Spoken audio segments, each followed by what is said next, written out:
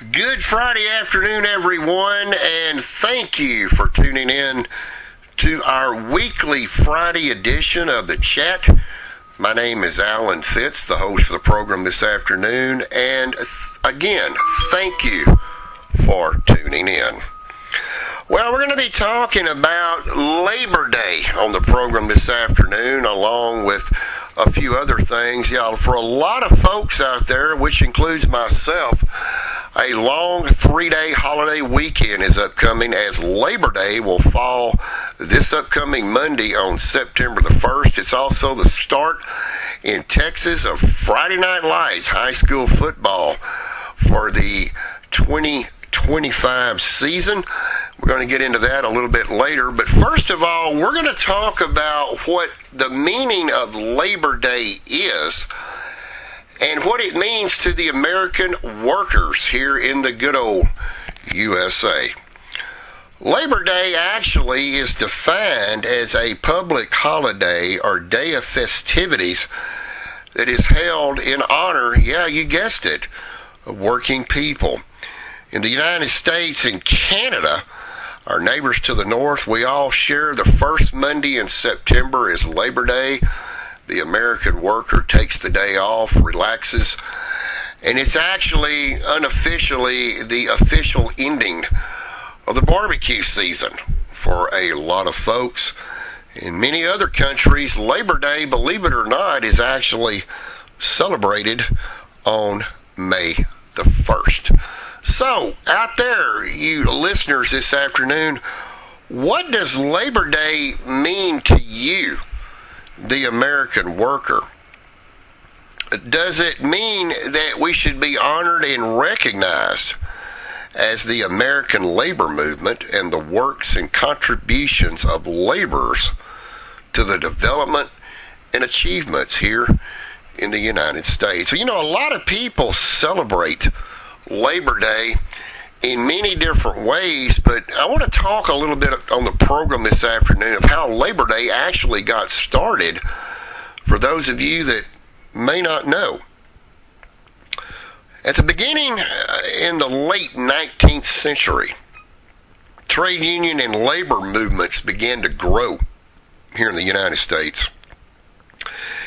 And the Unionists of the trade proposed that a day be set aside to celebrate the labor of this country. So, Labor Day was created and promoted by the Central Labor Union and the Knights of Labor, which organized the first parade in New York City way back in 1887. But what was the first state in the United States to officially make Labor Day a public holiday? I'll give you that to think about for a moment, and we'll come back to that. Actually, our neighbors also to the north, Canada, Labor Day, the Canadian Labor Day holiday is celebrated on the first Monday of September, just like we do here in the United States. Now, more than 150 other countries celebrate Labor Day, but it's not actually called Labor Day. It's called the International Workers' Day, and they celebrate that on May the 1st. The European holiday of May Day, yes, they coined the term May Day. Now, how did May Day come about? Well, May Day was chosen by the Second International of Socialist and Communist Parties to commemorate the general labor strike in the United States and the events that led to what was known as the Haymarket Affair, which occurred in Chicago, Illinois. This is back on May the 1st to May 4th of 1886. So, going back, who was the first state in the United States of America to celebrate Labor Day, make it an official public holiday? It's in the Northwest. The state of Oregon actually was the first state to make it an official holiday. Now, the date of May the 1st, which is an ancient European folk holiday known as May Day, it emerged back in 1886 as an alternative holiday for the celebration of labor which again later became known as International Workers' Day. Now, what happened, folks, is on that date, it had organs way back at 1885 convention of the American Federation of Labor, which passed a resolution calling for adoption of the 8-hour day, which went into effect on May the 1st back in 1886. Now, while those negotiations took place, what they were actually trying to do, folks, is they were trying to envision for the achievement of the shortened workday, use of the strike to enforce this demand was recognized, with May the 1st advocated as a date for the coordinated strike action. Now, the proximity of this to date was the Bloody Haymarket affair, which occurred back in May the 4th of 1886, and it authenticated May 1st radical reputation. And that's how Labor Day got started way, way back before you were born. You know, a lot of people out there, including myself, celebrate Labor Day, well, not to say different from everyone, but primarily a lot of people celebrate Labor Day the same. A lot of people recognize Labor Day as the official ending of the barbecue season.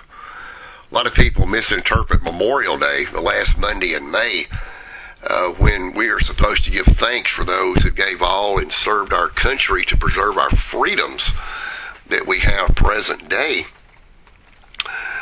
A lot of people mistaken Memorial Day as quote unquote the official opening of the barbecue season, which there is no truth to that. Now, whoever came up with that, we're not really sure, but that does not mark the opening of such season. But Labor Day truly does end what is called the official ending of the barbecue season, because you see, once Labor Day comes around and goes, well, we can expect fall in the air. The leaves begin changing colors. The temperature is beginning to cool off.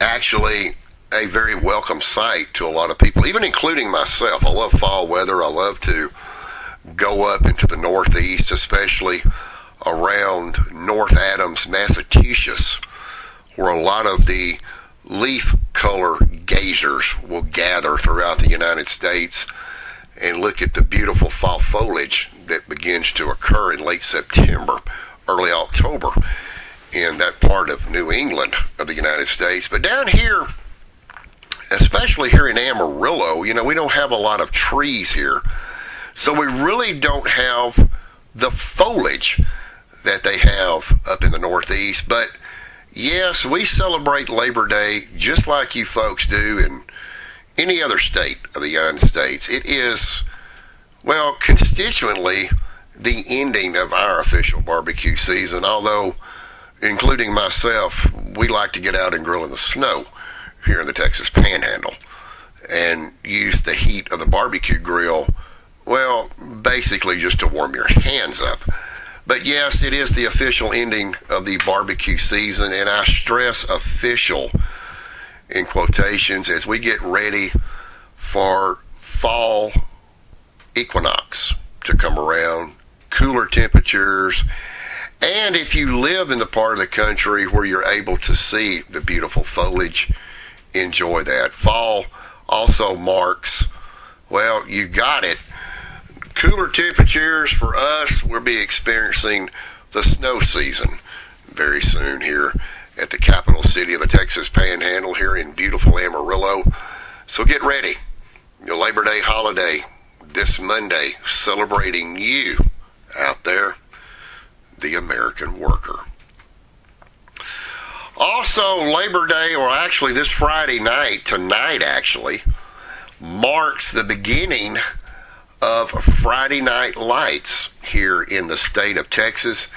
Yes, all the high school teams geared up. A lot of them already on the way, if not already to their destination to play the start of the official high school football season. We encourage you to get out and support your local band boosters, support your teams, wear your team shirt colors, and get out there. Yeah, we're going to start off a little warm as we normally do for the beginning of Friday Night Lights tonight. But as the season goes on, enjoy the cooler temperatures in Friday Night Lights because, yes, folks, summer is almost over and fall and winter just around the corner once again. Well, kind of sorry to be so short of this broadcast this afternoon, but I just wanted to come on here and wish everyone out there a very happy and safe Memorial Day weekend.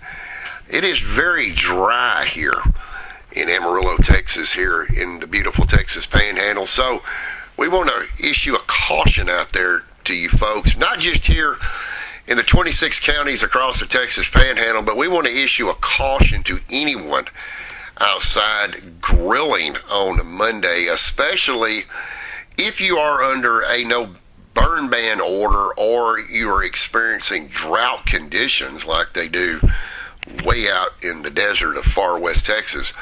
Have a fire extinguisher or have a garden hose or have a bucket of water. Use a little common sense around the barbecue grill.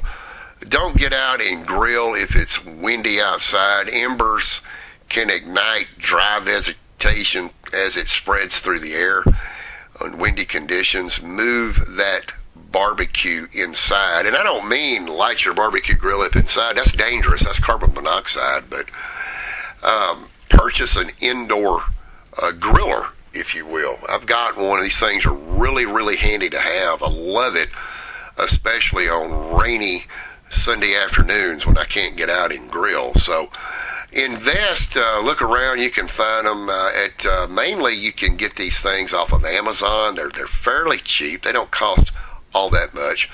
And some of the bigger hardware stores such as Lowe's, Home Depot, things of that nature could carry what you're looking for. So you want to call in advance before you make that drive and waste that fuel. So for everyone out there on this eve of our Labor Day weekend, play it safe, enjoy your outdoor barbecue activities, and take the day off, you, the American worker, and enjoy a day of relaxation with your family. Not quite sure what the subject topic will be next Friday, but just tune in next Friday at 3 p.m. Central Daylight Time right here on the Alan Fitz Podcasting YouTube channel, and I'm sure we'll have another very interesting topic to discuss. So as always, again, thank you for tuning in to the program this afternoon. Have a great Labor Day holiday weekend out there.